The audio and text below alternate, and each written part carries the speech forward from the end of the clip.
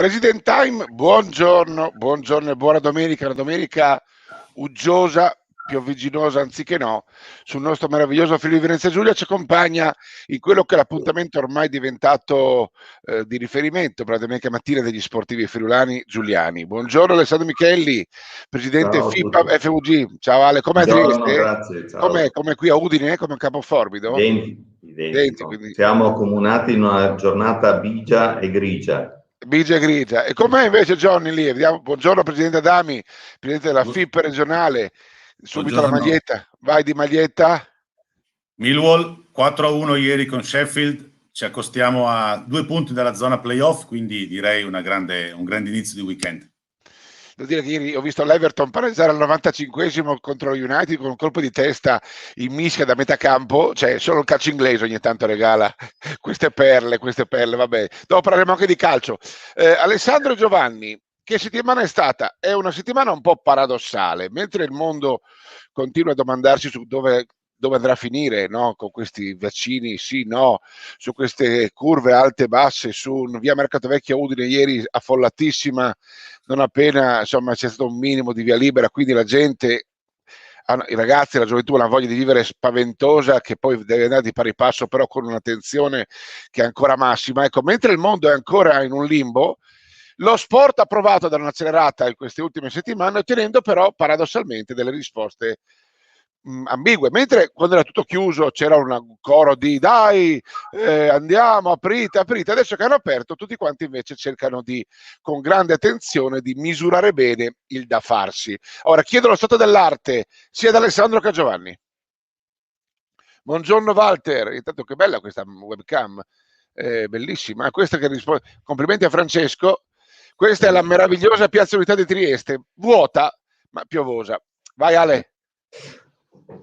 Maglione verde, tanto, scusa, perché maglione verde oggi? Verde Speranza? Esatto.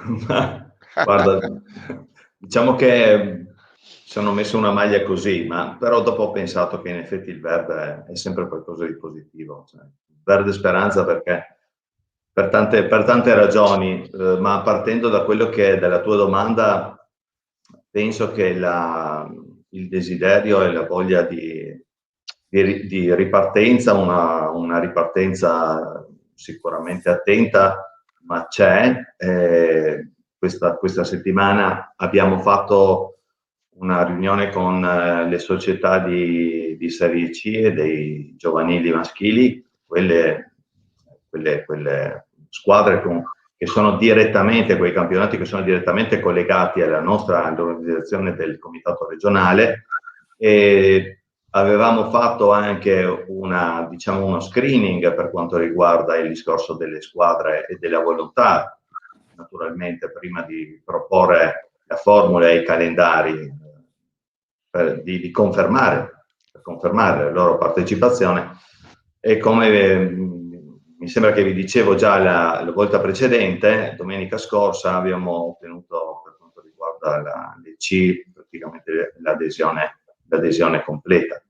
Abbiamo fatto questa riunione dove abbiamo sicuramente parlato di tante cose, parlato di questa data di ripresa che sarà nel weekend del 20 e 21 di febbraio, e la settimana successiva partiremo con quelle che sono le categorie giovanili maschili della 19, 17 e della 15, cercando un po' di alternare, perché comprendiamo bene che, volevo dire, bisogna anche cercare di dare spazio soprattutto a qualche società che ha annate miste per quanto riguarda la composizione delle loro squadre.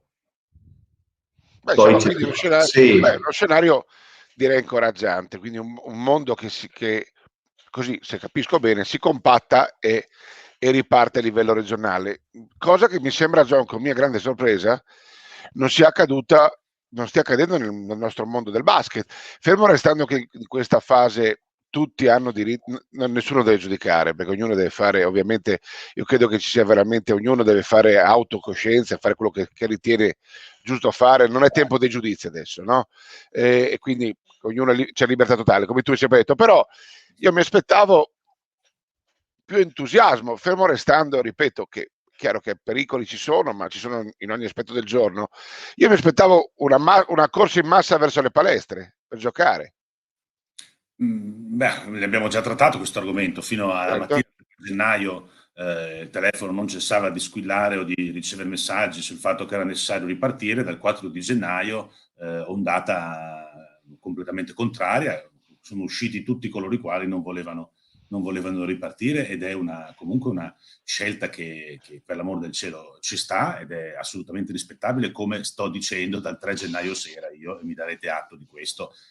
E chi ripartirà col basket seniores non avrà retrocessioni, ve lo prometto, quindi più non avrà sanzioni, non avrà chi rinuncia non avrà sanzioni, insomma noi stiamo cercando di rendere la situazione più la scelta. Ma non pare così però il C-Gold, Johnny, dimmi se mi Sì, sbaglio. però il C-Gold non è un campionato di competenza mia. Certo, ma possiamo però chiarire un po' questa cosa, magari se riesci. Allora, abbiamo fatto una riunione con la C-Gold Veneto e con la B femminile Veneto nelle giornate di venerdì, ed è stato chiarito che chi si ritira, quindi non si iscrive alla C-Gold e alla B femminile, riparte dalla categoria inferiore come avente diritto, cioè riparte dalla C-Silver come società che può chiedere di essere ripescata in C-Silver e non viene sbattuta in fondo in prima divisione.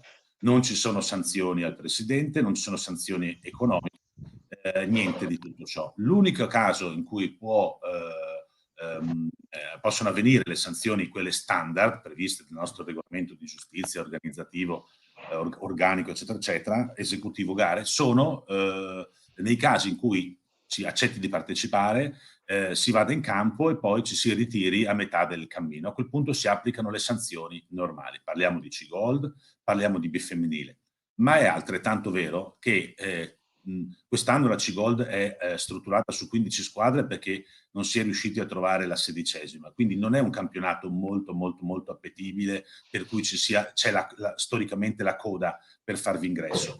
Quindi è anche presumibile che chi tiri il freno a mano in questo momento abbia delle grosse possibilità a settembre di essere ripescato e di ripartire da una sorta di status quo. Però si prende un rischio, però. Nel mese di febbraio del 2020. Quindi io non mi strapperei i capelli, bisognerebbe che ci fossero diverse società di C-Silver che si faccia il campionato di C-Silver, ci siano delle promosse, ci siano delle società che chiedono di essere ripescate, quindi la vedo molto, molto nebulosa. Quindi anche in questo caso, ovviamente la C-Gold e la B femminile sono strettamente collegate a un campionato nazionale. Sì. Deve essere più razionale la scelta organizzativa, deve essere più quadrata rispetto a quello che posso fare io a livello regionale. Insomma, il quadro è questo, quindi diciamo che a livello nazionale... Guarda, ti dico subito, mentre la Toscana ripresenta in asti di partenza tutte le squadre della C-Gold, la Lombardia ne ripresenta alla partenza tante, addirittura la Toscana ha già fatto i calendari, ma tipo mi sembra 23 su 29, la Campania il 90%, noi come Friuli Venezia Giulia, all'esito della riunione dell'altra sera, mi sembra di poter capire che ci sia una sola società che voglia partecipare, Corno di Rosazzo, e 3 che declinino l'invito. Però diciamo che tutte le società hanno ancora fino all'ora di pranzo di oggi o metà pomeriggio di oggi per esprimere il loro consenso o il loro rifiuto. Quindi insomma aspettiamoci qualche novità dell'ultimo momento. Intanto queste sono le immagini della vittoria di ieri, una bellissima partita, insomma, che comunque rende grande merito al movimento regionale, secondo me, perché due realtà, Cividale e Monfalcone, non Udine Trieste o non capoluoghi, insomma, che tengono alta la bandiera e che comunque vanno in campo. Viva il basket, mi verrebbe da dire. Ale, adesso daremo anche spazio alle domande dei nostri amici che ci seguono sempre in massa, ma devo dirti che l'impressione, così leggendo un po', io cerco sempre di tenermi informato come anche voi, è che l'impressione è che si vada, voglio dire, verso un minimo di apertura addirittura degli impianti, cioè l'idea che sta passando adesso tra i vertici e il CTS è quello di dare un pochino di spazio al pubblico, si parla di 20-30%, si parla anche in primavera, insomma, di aprire gli stadi. Ecco, Quindi mi sembra che non provarci adesso a giocare sarebbe un pochino da tafazzi. Ma sai, adesso è da un po' di tempo che oramai ogni giorno vale il contrario di tutto, perché se vi ricordate, una settimana fa c'era chi diceva che di tornare ad avere pubblico negli stadi non se ne parlava per quest'anno. Oggi leggiamo un'altra tipologia di commento. Questo non vuol dire naturalmente che noi non dobbiamo cercare in tutti i modi di far ripartire i nostri movimenti. Allora, partiamo dal presupposto che ci sono alcune differenze anche nelle modalità di ripartenza del basket e della pallavolo, perché devo dire che la pallacanestro ferma praticamente da novembre, viene dato il riavvio alla possibilità di allenarsi poco tempo fa, 2 settimane fa, per scarse. A questo punto tutti per rientrare in campo tampone. Poi mi sembra di aver letto che praticamente per tutte le serie maggiori tampone ogni settimana, per i giovanili tamponi ogni 2 settimane. Sono informato, John? Grande. Ecco. Per quanto riguarda il nostro mondo, considerato sicuramente che, e questo è come posso dire, una cosa che tutti devono vedere come ovvia, c'è meno contatto, no? Al di là di quello che è stato detto ancora a settembre, ma nell'ambito del pallavolo diciamo che c'è meno contatto. Questo devo dire però che ha lasciato un po' tutti perplessi, perché noi effettivamente oggi giochiamo con il protocollo degli allenamenti standard, che è il solito protocollo con l'autocertificazione, la misura della temperatura, non si adoperano gli spogliatoi, le solite cose che più o meno sappiamo. Sì. È chiaro che in questo devo dire che le società oggi del mondo della pallavolo ad esclusione, quindi di quelle di Serie A, hanno un protocollo molto più leggero.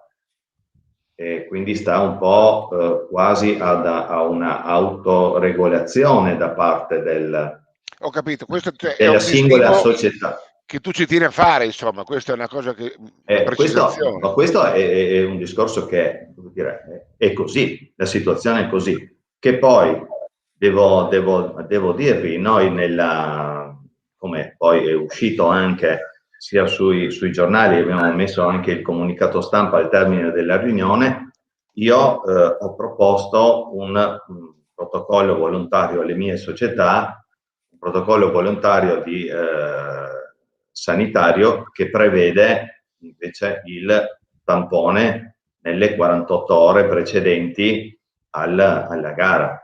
Perché è una cosa da fare. Perché solo in questo modo noi solo così monitori riuscire... la situazione, solo così. Sì, ma ci sono tante cose. Primo, perché monitori la situazione. Secondo, perché riesci comunque nel weekend, anche se trovi, tra virgolette, un positivo, avendo fatto il tampone, a poter giocare la partita, perché in quel momento tutti gli altri giocatori sono negativi.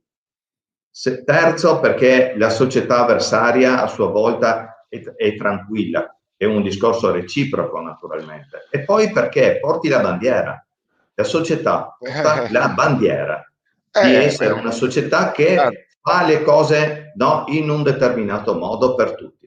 Io quindi condivido il discorso della bandiera, è importantissima. Adesso abbiamo delle domande sia di Manuel, Mauro Mozzon, Walter, però John, facciamo un passettino indietro. Voglio chiedere a entrambi, comincio da te, un commento su un autogol vergognoso compiuto dall'ex ministro dello sport italiano definito dal nostro presidentissimo Brandolin, sempre che Dio l'abbia in gloria, e che Dio l'abbia veramente in gloria, cioè è di questi giorni, insomma, un cambio, a parte solo in Italia succede che con piena pandemia si ribaltino i governi, però non parliamo di politica, no? Poi adesso arriva un top player come Draghi a condurre l'Italia, e chi era fino adesso l'altro giorno che ci comandava, che ci decideva la nostra vita, no?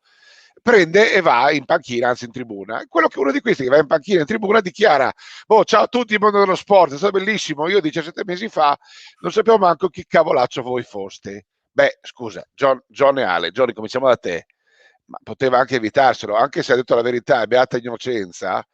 Questo Sì. ci fa capire però da chi siamo stati gestiti per un certo tipo di periodo, nel periodo più difficile della storia, diciamo solo dello sport, in questo caso, visto che parliamo di sport italiano. Beh, diciamo che anche se non lo diceva, se ne erano accorti un po' tutti, no? Che Sì. fino a 7 mesi fa faceva altro nella vita e che non aveva mai approcciato con decisione, con profondità il mondo dello sport.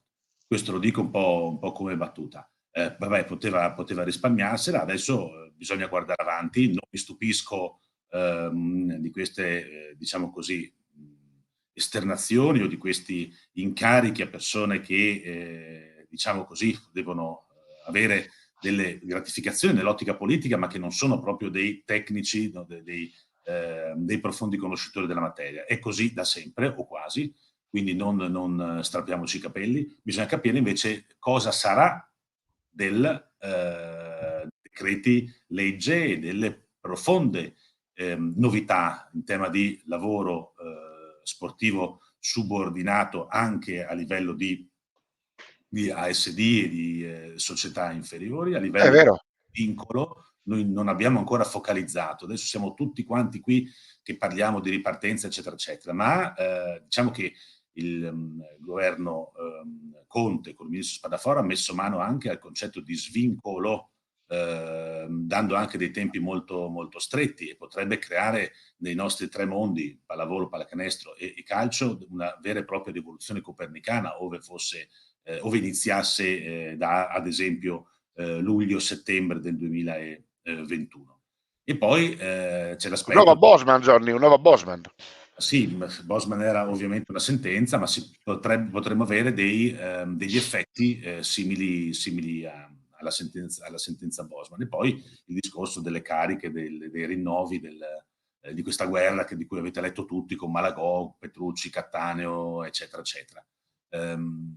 Vediamo cosa sarà di noi, vediamo chi verrà e vediamo che intenzioni avrà. Però sappiate che, finita la pandemia, spero nel più breve tempo possibile, inevitabilmente la nostra attenzione dovrà rivolgersi al discorso del lavoro subordinato sportivo e al concetto dello svincolo indiscriminato a tutte le età.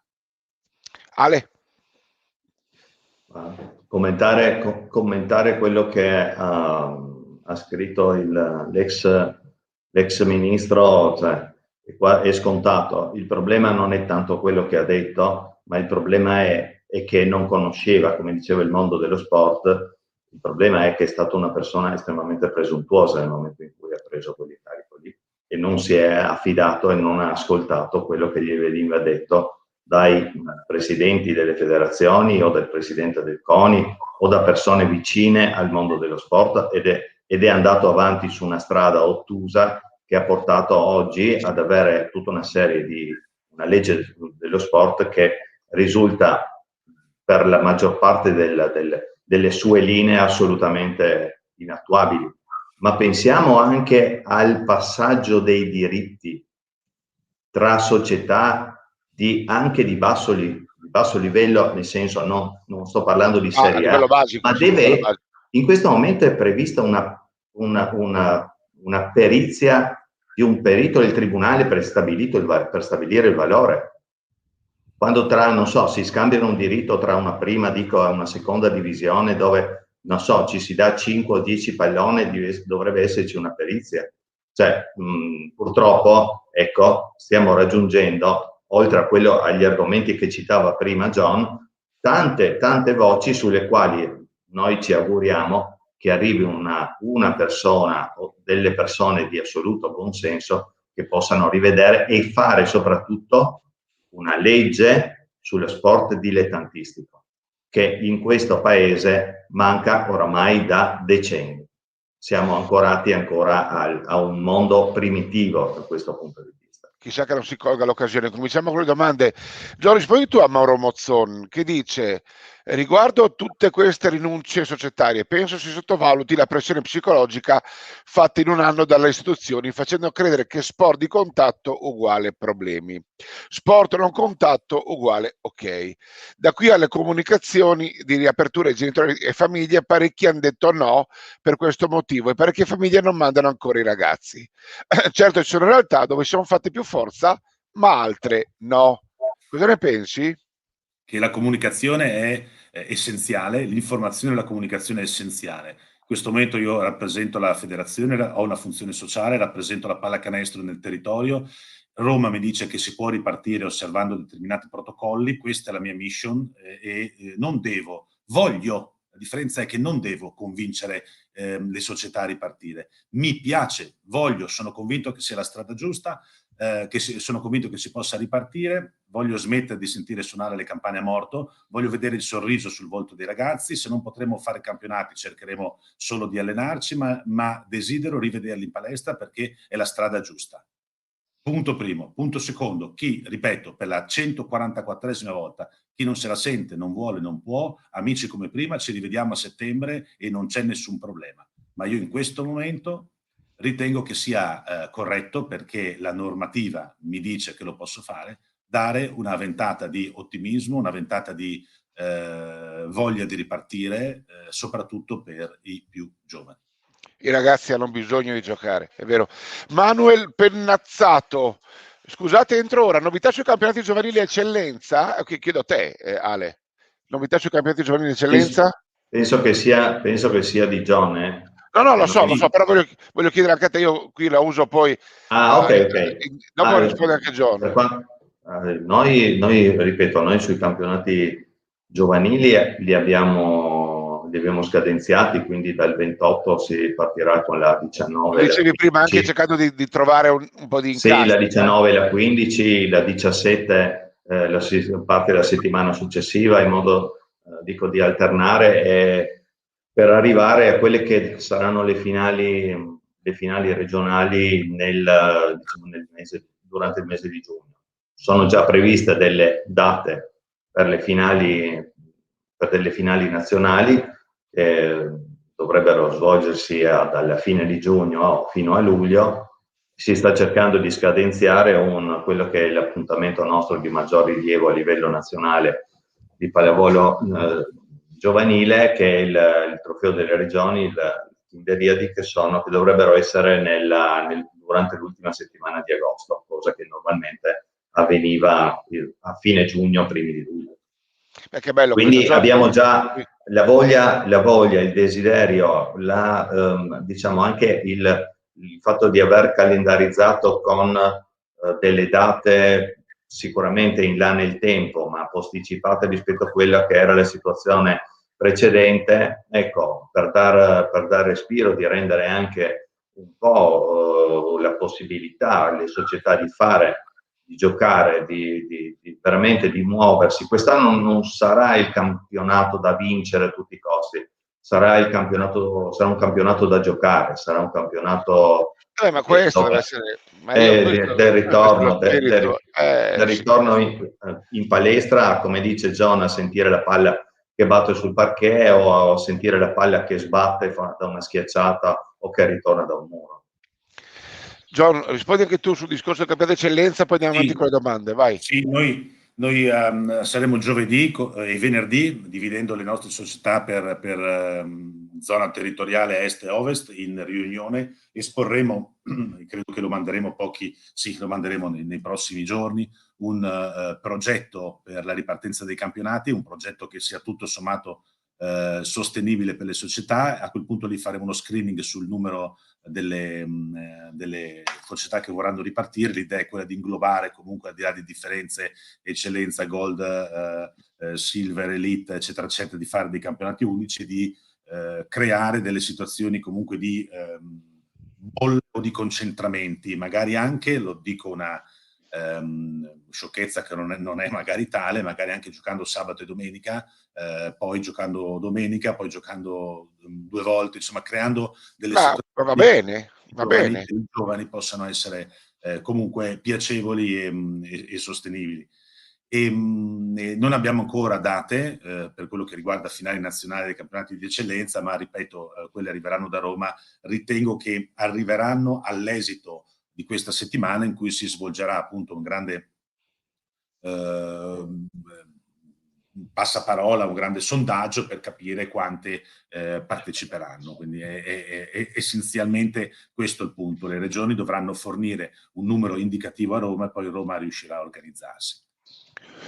Laura, la doppia domanda, Ale. Laura dice: OC per i tamponi, ma noi genitori che portiamo i figli alle partite, non è meglio che entriamo a vederle invece che andare per i bar o che restiamo fuori a aspettare in macchina? E poi replica ancora dicendo: comunque molti genitori accompagneranno le ragazze. Ricordiamo 2 atlete per macchina. Questo problema dei genitori e del loro ruolo è un problema reale, in effetti.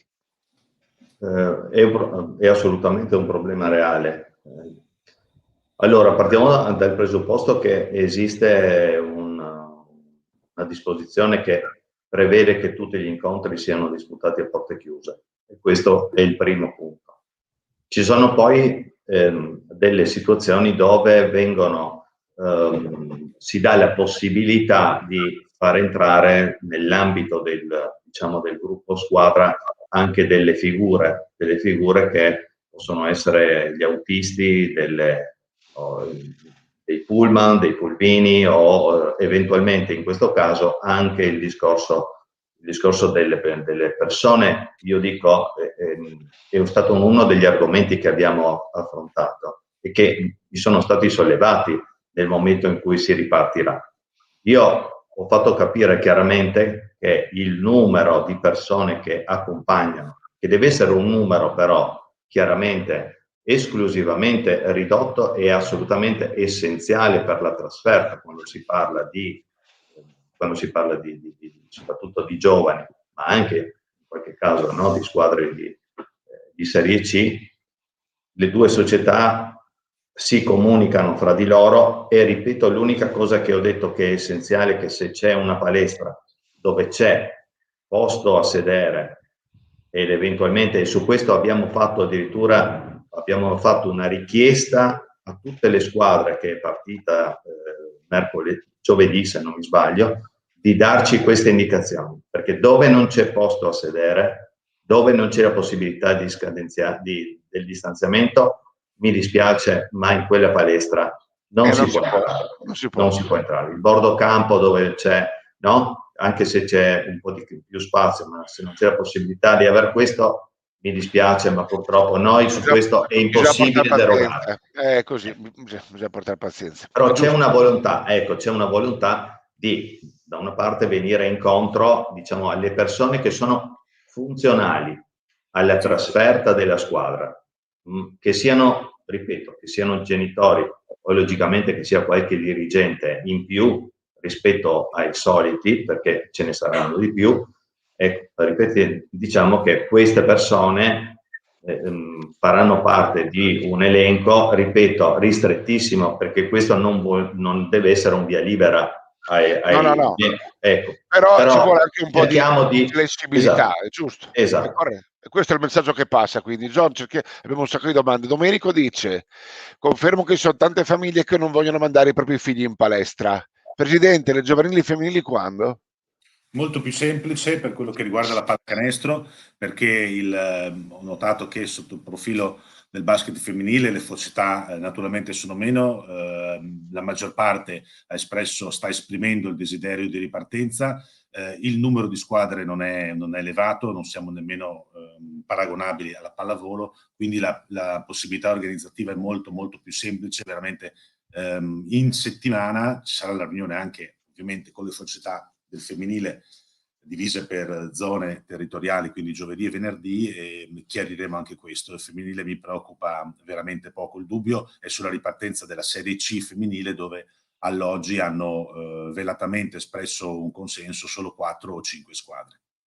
Ok.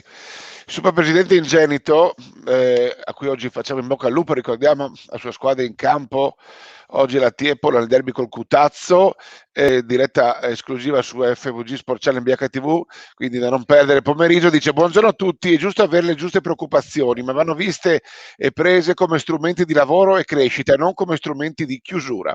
Per fare questo però bisogna fare formazione e spiegare a tutti come fare. Bisognerebbe anche attuare dei controlli non repressivi ma consultivi.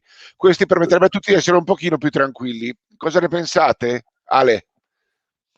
Io sono assolutamente d'accordo con il Presidente, con Ingenito. Io anche nella riunione che c'è stata questa settimana, io l'ho detto e l'ho sottolineato, cioè sull'importanza di quelli che sono i protocolli, il seguire, no, le dovute attenzioni. Non dobbiamo dimenticarci da dove siamo partiti e comunque dove siamo ancora adesso dal punto di vista sanitario. Trovo corretto la puntualizzazione e la proposta, no, di Gianfranco. Penso che possa essere fatto, non devono essere fatti noi. Allora, prima di tutto noi come federazioni dei controlli non li possiamo neanche fare in termini neanche repressivi, cioè né repressivi.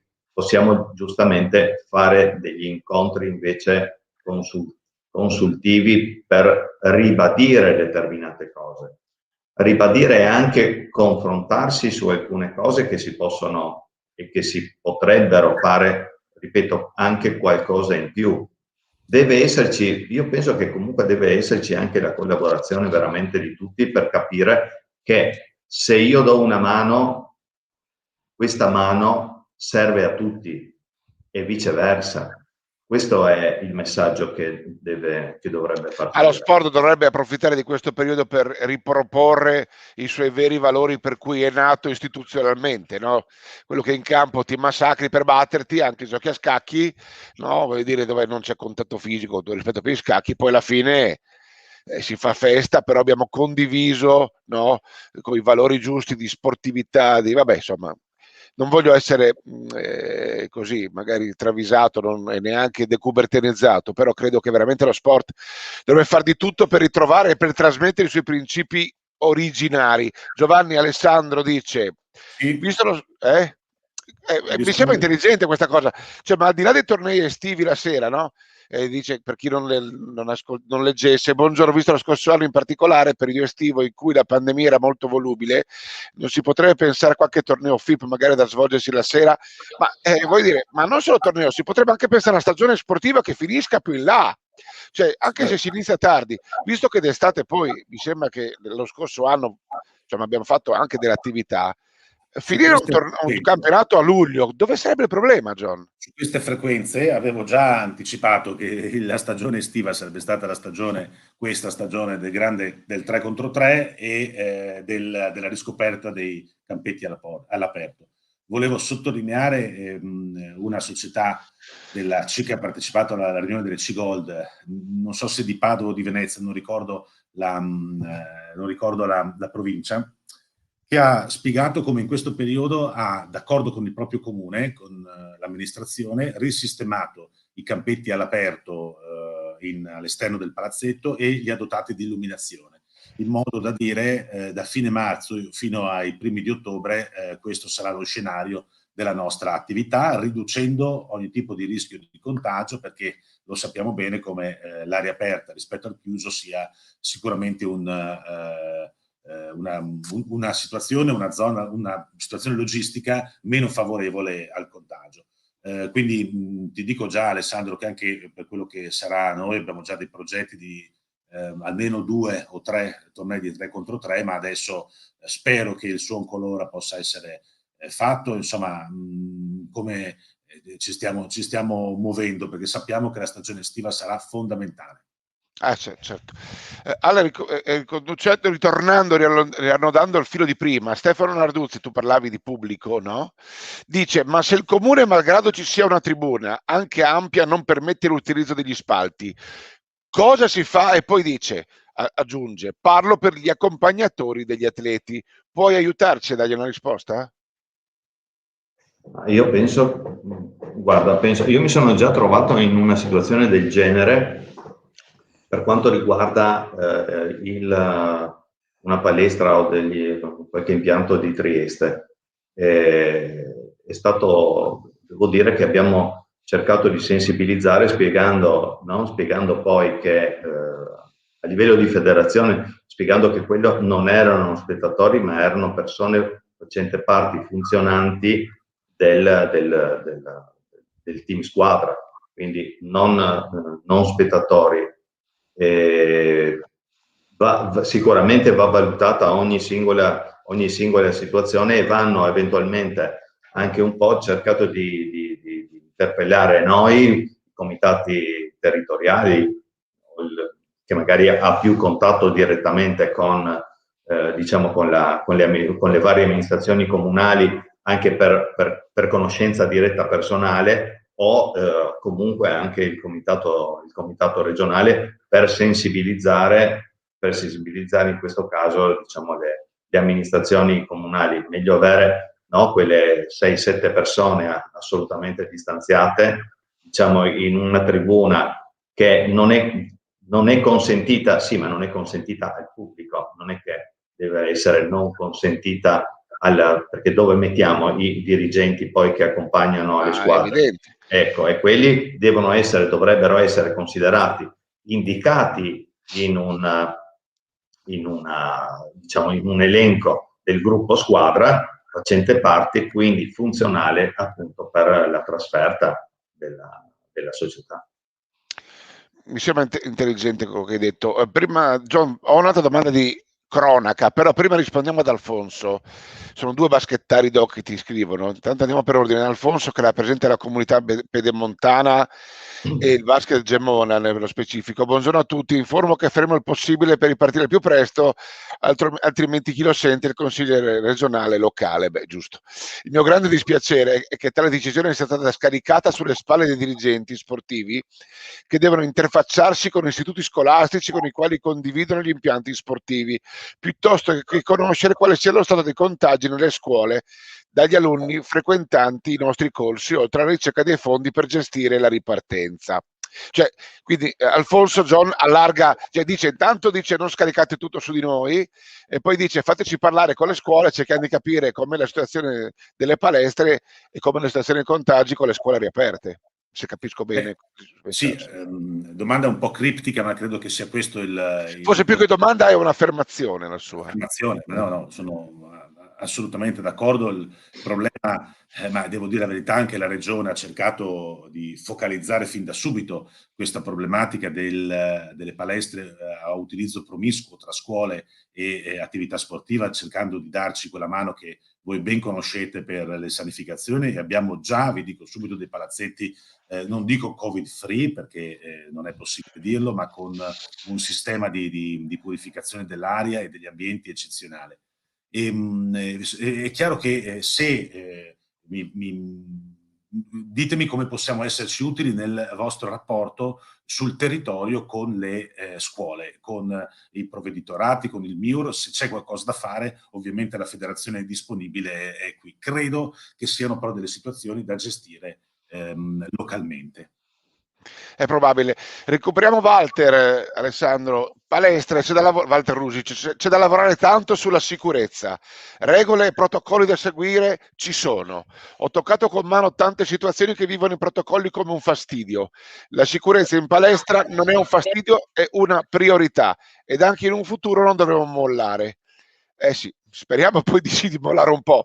Però credo che la bestia non sia così brutta come sembra. Una volta che si prende ritmo, e questo io mi aggancio con Walter, si trova un metodo di lavoro, poi attività si può fare. Cosa ne pensi, Alessandro?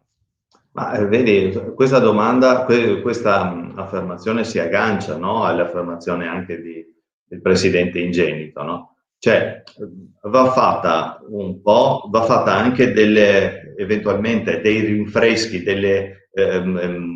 dei ripassi di quelli che sono gli adempimenti, perché perché in questo momento, obiettivamente, sulla parte riguardante un po' l'attenzione sulla sanificazione, su tutti i protocolli, va fatta assolutamente, perché e questo è il momento in cui noi, per ritornare a giocare, non dobbiamo mollare, anche con tamponi o non tamponi, no? Quella parte, quelle regole oramai che ci siamo date, cioè vanno mantenute. La sanificazione dei palloni, per esempio, è qualcosa che va fatto. La sanificazione delle panchine è qualcosa che va fatto a prescindere. Cioè non bisogna trascurare, purtroppo in questo momento non bisogna trascurare nulla. Se noi stiamo attenti nella nostra regione, devo dire, nella maggior parte dei casi, dopo troviamo le situazioni limite. Ma se anche entriamo nei bar fino alle 11, no, si può prendere, diciamo, direttamente al banco, no, nella nostra regione. Però vedo tante persone che magari prendono il caffè e se lo portano fuori.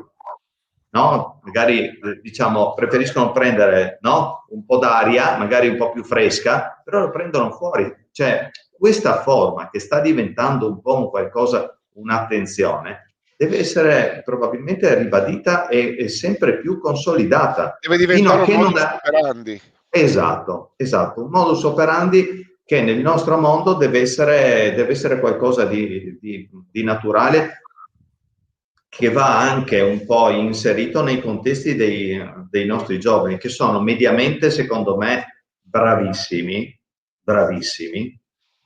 e che è naturale che a questa età abbiano voglia di rivedersi e di stare un po' più vicini, perché lo comprendo in maniera assoluta, però anche dicendo e rinnovando loro quello che è un messaggio che oltre a loro potrebbe anche essere utile magari a qualche amico o qualche amica che magari queste cose non le fa. Prego. Posso aggiungere una cosa, cioè da questa situazione, come dici tu, dobbiamo, a mio modo di vedere, uscire con una sorta di rivoluzione mentale riguardo sanificazioni, riguardo pulizia, riguardo igiene, eccetera, eccetera. Cioè non dobbiamo pensare che passato il Covid, quei macchinari che alcune società hanno acquistato per la purificazione dell'aria, quelle pistole per purificare gli spogliatoi con appunto con gas, eccetera, eccetera, depuranti e quant'altro, devono essere messe in soffitta. Cioè questi devono restare, dobbiamo creare, finalmente abbiamo colto un'occasione purtroppo tragica, drammatica, ma per migliorare questo profilo, elementi strutturali per poter tenere i palazzetti in sicurezza per il futuro. Capite cosa voglio dire? Anche la pulizia dei palloni, adesso che l'abbiamo acquistata come le mascherine, come entrare nei locali, pulirci le mani, eccetera, quando entreremo in palestra dovrebbe essere una cosa che diventerà automatica per le prossime generazioni. In questo il mio... ma sarà così, io credo sarà così. Ma dobbiamo poi insistere, ma anche perché poi creiamo delle situazioni... Anche se John, devo dire la cosa, io stamattina vedevo, da malato come sono, zappando, mi sono svegliato presto, dopo le partite, ahimè invecchio, ma dormo sempre poco, l'adrenalina è micidiale, zappando su Roma TV, pensa, vedevo Roma dell'anno 89-90, che giocava a Flaminio, vedere la curva dopo un gol di Rudi Feller, uno sopra l'altro, venire giù, e io mi emoziono, io avrei voglia di rivedere gli stadi così, cioè poi è vero che... Quindi speriamo, stiamo dicendo cose completamente distinte. No, ho capito che dovremmo imparare a avere un'educazione. Io non voglio rivedere gli stadi così, non voglio vedere Roberto Sosa. Mi faccia male il cuore vedere la curva. E saltare in curva nord di qua per abbracciarci tutti. Cioè, parliamo della palestra per i nostri giovani. È un argomento questo, l'argomento che ha toccato John adesso, è un argomento soprattutto fondamentale nel momento stesso in cui noi adoperiamo le palestre scolastiche. Sì, tornando anche al discorso di prima. Certo. Perché, insomma, non avremo problemi, no? Cioè, se non penso che avremo smentite. La scuola oggi non ha, né oggi né prima, aveva il tempo necessario per fare tutta una serie di operazioni di pulizia, diciamo, di igienizzazione a fondo. Oggi noi lo stiamo, lo stiamo facendo e dobbiamo cercare di proseguire su questa linea. Alla fine è un discorso che diventerà sociale, che diventerà anche un qualcosa di consolidato e che verrà poi apprezzato anche dai dirigenti scolastici, o no? Io Certo. mi questo faccio deve essere questa un lavoro domanda, ma anche cerco di rispondermi. Deve essere un lavoro di Certo. sinergia fra di noi, certo. Roberto Ciriello, Giovanni, domanda importante, Sì. così parliamo anche di C-Silver. Non vi sembra giusto che una società, prima di decidere o meno la ripartenza, debba avere un quadro complessivo della situazione? Al momento ci viene detto di ripartire, previo tampone, poi però se i campionati non partiranno ci dovremo fermare. Quindi lui dice, mettiamo il carro davanti ai buoi? No, intanto dico al regista che non puoi tu menzionare il Flaminio e Rudi Völler e lui prendere il Flaminio e mettere la curva della Lazio. Prima cosa. Vabbè. E quindi questo è un errore madornale. Secondariamente, ripetimi la domanda di Roberto, per piacere. Roberto dice: non vi sembra giusto che una società, magari te la mette in sovrappressione adesso Francesco, ecco qua, non vi sembra giusto che una società, prima di decidere o meno la ripartenza, debba avere un quadro complessivo della situazione? Al momento ci viene detto di ripartire previo tampone, poi però se i campionati non partiranno ci dovremo fermare. Cioè lui dice... Sì, ma io non credo che parli per la C-Silver, non per il giovanile. La Sì. C-Silver, giustamente Roberto ha dei dubbi perché in questo momento mi sembrano 5 le società che hanno manifestato il consenso a partire, la Servolana no, perché ha già dato parere negativo almeno sui social e sui giornali. E quindi credo che non riguardi il settore giovanile, il settore giovanile No, parte penso riguardi la CLC Silver, minimo lo però troviamo. dal suo messaggio mi sembra che ti dicesse: scusa John, prima di dirmi di giocare la Serie C, cioè, sì. dimmi se la facciamo. Ecco, questo credo che sia il No, ma concetto. certo, infatti volevo collegarmi a questo, con 5 squadre a disposizione, con ogni probabilità il Friuli Venezia Giulia non potrà fare la C-Silver. Io mi batterò in tutti i modi per aggregare queste 5 squadre a squadre magari del Veneto di fascia confinare, in modo da non creare trasferte troppo lunghe e magari da ipotizzare dei gironi in ambito territoriale, poi con incroci semifinali, finali di playoff. Non so se la cosa sia possibile, ma è sicuramente... Cioè, tu quindi ci stai dicendo, questo è importante, che magari, vuol dire, a parte che ti faccio una domanda, chi ha detto di no è fuori, cioè è no no, oppure c'è ancora un no porta aperta per le C-Silver? Ma no, c'è un no porta aperta. Ok, o diciamo che arrivi a 7 squadre, dico io, non lo so, dico a caso. È ipotizzabile quindi un girone veramente magari con quelle più vicine nella zona più orientale del Veneto, per poi dopo... State parlando tu e il presidente del Veneto? No, non ci siamo parlati, ma nella riunione della C-Gold dell'altra sera del Veneto è venuto fuori che se ci fossero 5, 6, 4 squadre della zona triveneta che vogliono partecipare, la federazione non è che le elimina, gli darà una possibilità di partecipare arroccata anche a una zona lacustre del lago di Garda, tipo provincia di Brescia, oppure a una zona emiliana con Ferrara e quelle squadre lì, in modo da crearle una situazione dove poter scegliere se giocare o no. Quindi io ritengo che la cosa possa essere possibile per salvaguardare il diritto alla ripresa di quelle società della Friuli Venezia Giulia e di C-Silver che vogliono ripartire. Credo che sia ipotizzabile, non penso di dire una... Ma anche accorpandosi con la C-Gold? No, questo credo proprio questo lo escludi, quindi. No, o meglio, Okay. si può fare tutto, ma a quel punto lo dobbiamo chiamare Coppa James Percival Hardy, Okay. non certo campionato. Ok, ma insomma era importante questa specifica. Hai dato anche una notizia, credo. Gabriele Moratti, dopo cerchiamo di accontentare tutti. Gabriele Moratti, per te Alessandro. Buongiorno Presidente, mi ricollego alla domanda dall'altra settimana. In Serie B tra maschile e femminile nelle prime 3 giornate sono state rinviate circa 70 partite, non mi sembrano poche. Dire che i campionati sono falsati mi sembra normale, visto anche il protocollo che bisogna seguire con gli atleti positivi. Ora bisogna aspettare il 7 marzo che un nuovo consiglio decida il da farsi sulla Serie B. Io dico, ma è possibile che in Italia bisogna sempre rimandare a noi cittadini e poi dopo mi manca un pezzo? Comunque mi sembra chiaro, no, il messaggio, dice perché insomma, a parte le difficoltà oggettive che riguardano un po' tutti i campionati, ma anche qui io dico, occhio Gabriele, sembrava anche io faccio la B maschile di basket, anche noi abbiamo affrontato una parte di startup iniziale pieno di problematiche, poi la macchina a fuori di far tamponi in settimana si è messa in strada e vediamo la luce in fondo al tunnel con grande, lo diciamo, con grande profilo basso. Quindi l'importante è mettere la macchina in strada, Alessandro. No, rispondi tu, quindi no, guarda, hai ragione. però io devo dare anche così, devo essere anche sono anche d'accordo sul nostro dirigente che ha espresso un concetto. La B, che è normale, è partita con tante situazioni così, diciamo un po' difficili per quanto riguarda in questo momento, è vero, il numero di partite più o meno in Italia sono quelle lì, che sono saltate, sono state rinviate. Potrebbe darsi, ci sono più interpretazioni su quello che potrebbe essere un po' l'argomento promozioni, retrocessioni delle B, sul quale logicamente non spetta a me oggi esprimere un giudizio, però penso da quello che si è parlato anche nella consulta che abbiamo fatto con gli altri presidenti venerdì, che potrebbero esserci delle novità. Ricordiamo, è vero, è un consiglio federale uscente, ma che oggi come oggi è un consiglio che ha tutte le possibilità per deliberare. Ci saranno anche ulteriori incontri prima del 7 marzo, c'è un mese di tempo per lavorare.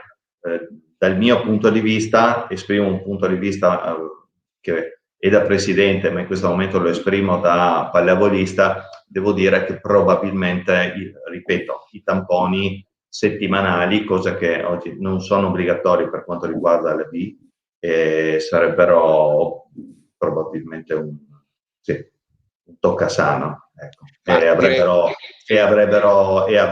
permetterebbero una gestione un po' più semplice di tutti i campionati. Il vero problema per i tamponi non è i tamponi che ormai si trovano a prezzi abbordabili e credo che le famiglie siano disponibili anche a partecipare. Il vero problema sono i medici, e anche qui potremmo aprire il dibattito e chiedere una sinergia totale. Si parla del mondo della scuola, parliamo anche del mondo sanitario, che è quello più bombardato. Oggi trovare un medico disponibile, poi che venga, non è facile in palestra fare, quindi magari questo, presidenti, potreste farvi portavoce, lo dico anche da dirigente, non nei confronti delle istituzioni sanitarie, che ci mettessero a un prezzo accessibile, perché poi ha anche il rischio che si crei, virgolette, un cartello di medici per cui vengono a farti un tampone e ti costa una fortuna. Allora lì sì che diventa impossibile da sostenere l'attività. Scusami, faccio solo una domanda, ma da quanto mi risulta il tampone rapido come tutti deve essere validato da un medico? Certo. Perfetto. Il tampone comunque validato da un medico può essere fatto anche da personale infermieristico, diciamo, sì, però Ale, oggi come oggi ti rispondo alla tua domanda, so cosa dovevo arrivare, devi trovare un medico che firma una cosa che non ha fatta lui, però non ha visto direttamente. Sì, non ha visto questo è il problema. No, io mi sono interfacciato con alcuni medici nel caso hanno detto ok, possiamo trovare anche una parte che infermieristica che la mandiamo noi e che è strettamente collegato, diciamo, alla parte sanitaria medica, e che quindi può attestare, diciamo, basta che sia una cosa sostenibile, perché lì se no diventa veramente una bomba insostenibile. Tu devi fare 25 tamponi a settimana, 20 euro, 25 euro l'uno, capisci bene che ora lì diventa dura. No, questo è impossibile. Questo credo sia forse anche, e qui magari io vi lancio a voi, no, questo degli infermieri magari con la supervisione di un medico dietro potrebbe essere interessantissimo. Andiamo in chiusura perché Francesco mi scrive, però Giovanni avremo ancora un sacco di domande. Rispondi Alfonso e Piero, no? Piero. Sì. Il protocollo sanitario della FIP per il rientro colpiti da Covid prevede giustamente l'ottenimento dell'idoneità agonistica con una serie di esami molto onerosi. La Regione ha previsto aiuti alle famiglie e poi magari risponde entrambi, rientra nella rendicontazione della Regione fare il tampone? Alfonso, stiamo muovendoci per questo, okay. Speriamo di avere una risposta positiva a breve. Piero, stiamo muovendoci per questo, non c'è ancora nulla di sicuro sul discorso di eventuali ulteriori contributi. Ricordiamo che la Regione Friuli Venezia Giulia ha stanziato 4 milioni di euro già per le nostre ASD, e per le sanificazioni. Quindi però se i tamponi rientrano lì è importante, va detto. Se rientrano lì, prima domanda, è assolutamente importante. Se rientrano in quella regolamentazione potrebbe essere un qualcosa di assolutamente oculato. Per la seconda domanda di Piero non abbiamo ancora la risposta. Però questa roba del medico, Ale, magari ci riserviamo, no?